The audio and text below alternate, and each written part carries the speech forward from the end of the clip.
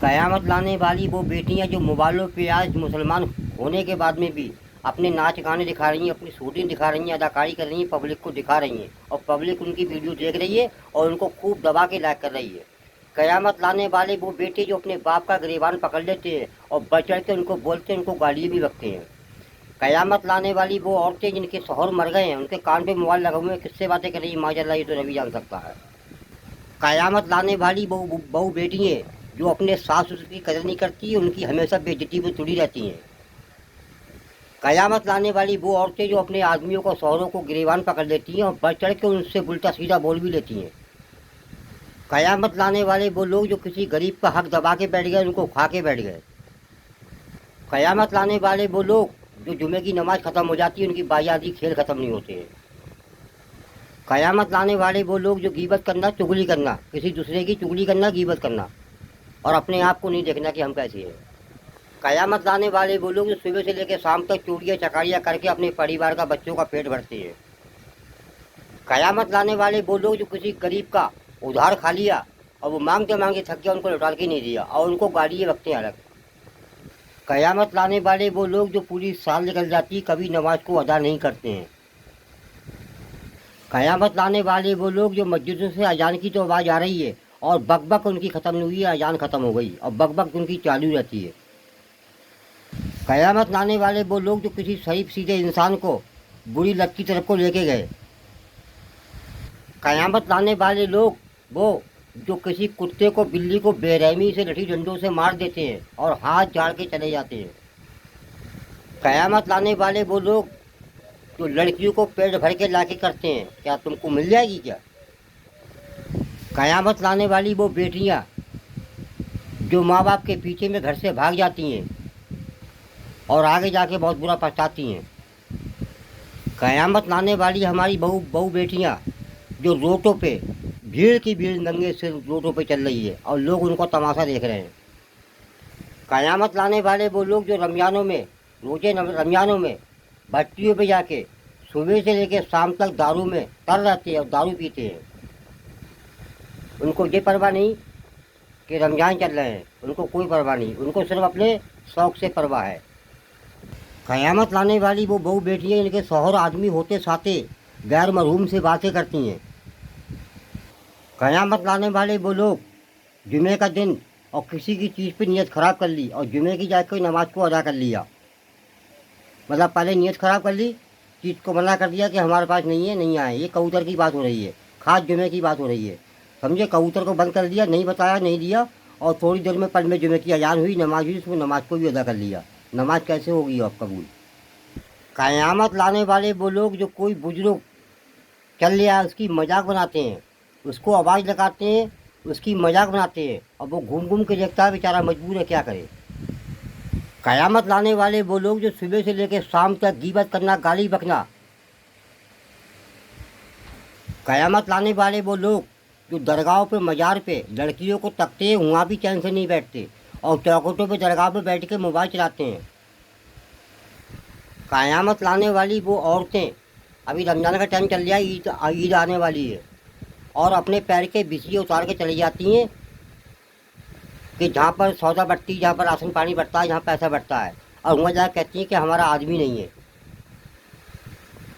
आदमी होते साथे कहती हैं हमारा आदमी नहीं है, पैर के बिछिए उतार के जाती हैं। कयामत लाने वाली वो माँ बेटी हैं, औरतें जो अभी ईद का टाइम चल रहा है, इतने टाइम लोग सदका निकाल रहे हैं, तो सदका लेते हैं तो एक फिर सदका मिल गया, आप अपने घर पे आ जाओ। ऐसा नहीं है वो थैला उठा के कहीं दुका के रख दिया, दूसरा के तुम भीड़ में फिर खड़े हो गए, मतलब किसी गरीब का हक तुमने दोबारा फिर ले लिया हो। कयामत लाने वाले वो लोग जो रमज़ानों में मोबाइलों पे गंदी वीडियो देख रहे हैं, अब भी बाज नहीं आ रहे हैं, जिन्हें देख रहे हैं कि रमज़ान का समय चल रहा है, रमज़ान का टाइम चल रहा है, रहमतों का बड़ा महीना है माशाअल्लाह। ना आगे की परवाह, ना पीछे की परवाह, ना मरने की चिंता कि मरने के बाद में हमारा क्या होगा। कयामत लाने वाले वो लोग जो कोई गरीब औरत टीवी वाले की दुकान पे गई कि भाई हमारी टीवी ख़राब हो गई, इस टीवी को ठीक कर दो, उस टीवी का 50 रुपये का काम, 100 रुपये का काम, उसका 400 रुपया, 300 रुपया लेते हैं और ये देखते हैं कि सामने खड़ा हुआ टीवी लेके आया है वो कोई गरीब है या उसके घर में खाने को या नहीं है। कयामत लाने वाली वो बहू बेटी है, बच्चे जो रमज़ान के समय में भी कोठली में टीवी चल रही है, उसमें बहू भी बैठी, बेटा बैठा बैठी है लौंडे की माँ, और बाप भी बैठा देख रहा है। माशाल्लाह, ये बेहयाई का तमाशा। अगर आपका रमजान है, अगर आप टीवी में बैठे टीवी देख रहे हैं, तो अल्लाह तुम्हारे चेहरे से नूर छीन लेता है।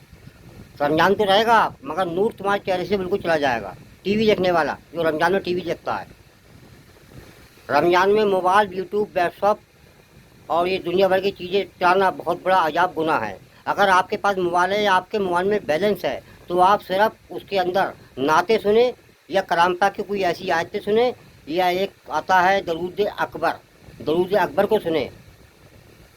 अरे सब दिन हमने मोबाइल चलाए, अगर एक महीना नहीं चलाएंगे तो हमारा कुछ बिगड़ तो नहीं जाएगा? उस अजाब से तो बचेंगे जो परवरदिगार की हमें मिलने वाले हैं। दुनिया में इतना कोई ज़रूरी नहीं जितना ज़रूरी आपको नमाज है। मोबाइल से आपने हर चीज़ सीखी है। मोबाइल में अभी दे दिया जाए आपको, तो मोबाइल में आप घुस के हर चीज़ को समझ सकते हो। जरा हमें ये बता दो, आपको नमाज कितनी आती है? नमाज कितनी? बाद मरने के आपसे नमाज पूछी जाएगी। नमाज तो आपको आती नहीं, तो बोलो आपके साथ में क्या होगा? सबसे फर्स्ट नंबर है, पहले नमाज सीखो। अपने हाकिम से पूछो, जो अपने मोहल्ले का तुम्हारे मौलाना साहब, उनसे पूछो। अगर उनसे ना पूछना चाहो तो अपने दोस्त यार से किसी को आती हो तो नमाज पहले सीख लो। आदमी पैदा करने के लिए धुन में लगा रहता है, मगर वो पैसा पैदा करने के बाद में वो कहाँ लगाता है, क्या करता है, ये तो रबी जाने। बाद मरने को उनसे सवाल किए जाएंगे कि तुमने पैसा पैदा किया, उस पैसे को कहाँ लगाया, कहाँ खर्च किया, तो क्या हुआ? जवाब दोगे कि मैंने इस पैसे से रंडीबाजी की, इस पैसे से मैं जुआ खेला, इस पैसे से मैंने शराब की, बायादी काम किए। मतलब बच्चे घर पे भूखे रहे। कयामत लाने वाले वो बाप जिनकी 5-5 4-4 बेटियां और शराबें पी रहे हैं, किराए घरों पर रह रहे हैं, अपनी बेटी की तरफ को मुंह करके देख रहा है कि मेरी बेटी भी बैठी है 4-4 5-5, इनकी भी मुझे ब्याह करना है। तो ब्याह इनका कैसे होगा? कयामत लाने वाले वो बेटे जो मुंह से मांग करते हैं कि हमें मोटरसाइकिल चाहिए, हमें जहाज चाहिए, हमें ये चाहिए, वो चाहिए। अरे किसी गरीब ने अपनी बेटी अगर दे दी ना, तो उन्हें दुनिया की दौलत तुम्हें दे दी। समझे? कयामत लाने वाले वो बेटे जो दहेज मुंह से मांगते हैं, और जितना ज़्यादा मिलता है उतनी ज़्यादा खुश होते हैं वो। कयामत लाने वाले वो लोग जो किसी दरगाह का, मस्जिदों का पैसा चंदा करके और उस पैसे को खाते और खर्च करते हैं। कयामत लाने वाले वो बेटे जो रोटी पे चल रहे हैं, उनको लगी पेशाब, चले गए नाली है, खड़े होकर वहाँ मूत रहे हैं, फटाक सीना मूत के फटाक सीना चल दिए। ये सोचो, हमने खड़े होकर पेशाब तो किया और चल दिए, और चलते चलते अगर हमें ठोकर लगी या पेट में दर्द हुआ, अगर आप ख़त्म हो गए तो आप नापाकी में ख़त्म हुए हैं। समझे? कितना बड़ा बेजा सख्त गुनाह अजाब माना गया है खड़े होकर पेशाब करना। कपड़े आपके पाक हों, मैले कुचाले हों तो कोई कुछ नहीं। मैला कुचाला अगर कपड़ा है तो कोई टेंशन नहीं, मगर कपड़ा पाक होना चाहिए और आप भी पाक होना चाहिए हो। समझे? पेशाब करने के लिए अगर थोड़ा सा पानी ले जाओगे, तुम्हारा कुछ बिगड़ नहीं जाएगा। सिर्फ 2 मिनट का खेला है, 2 मिनट में आप पेशाब करके खड़े हो जाओ सुन जा करके, ठीक है? कयामत लाने वाले वो लोग जो अपनी बीवियों के साथ में और फिर बाद में 2-2 बजे 3-3 बजे ये लोग नहाते हैं। कयामत लाने वाले वो खेत वाले जिसके खेत होते हैं। कयामत वो खेत वाले लाने वाले जो मुंह से कोई गरीब का हक मारते हैं। और कोई गरीब अगर गेहूँ काटने को वहाँ पर पहुँच जाए तो 6 बीघा खेत को ये बताते हैं 4 बीघा खेत है, मतलब 2 बीघे गमन कर देते हैं या 1.5 बीघे गमन कर देते हैं। गरीब का हक खाते हैं, और जो गरीब का हक खाता है अल्लाह उसका हक मार देता है, ख़त्म कर देता है। वो वहीं जाता है जहाँ पर है, उसी हाल में। सब खेत वाले एक जैसे नहीं होते हैं। बहुत से खेत वाले ऐसे हैं कि बेचारे बड़ा तक के दे देते हैं। समझे? बढ़ती तक नाज दे देते हैं। समझे? ऐसे ऐसे खेत वाले देखें, अगर 3 बीघा खेत है तो कह रहे हैं भाई क्या नाम है, ये 2 बीघा है। समझे? 2 बीघे का प्लाट है ये पड़ा हुआ। अब बेचारे गरीब आदमी क्या करे, बेचारा दुखिया अपने गेहूँ काटने बैठ गया। क्या फ़ायदा हुआ आपका? नुकसान इसमें आपका है, उसका नहीं है। अरे तुम तो उसका कम किया, अल्लाह उसका बढ़ा देगा, चाहे वो कहीं से ही बढ़ाए। अरे वो निराला है। समझे? वो सब कुछ देखने वाला है, सब कुछ देख रहा है। तुम यहाँ उसका कम करोगे, हुआ उसका वो अल्लाह बढ़ा देगा। और जो किसी की चोरी चकारी करता है, जिसका कोई हक मारता है या लूट मार पर तुड़ा रहता है, तो अल्लाह उसके घर में ऐसी लूट मचाता है कि वो कहीं का नहीं रहता है। कयामत लाने वाले वो भीड़ जो शिल्पों पर बैठ के पबजी फ्री फायर खेल रहे हैं, उनको कोई परवाह नहीं है।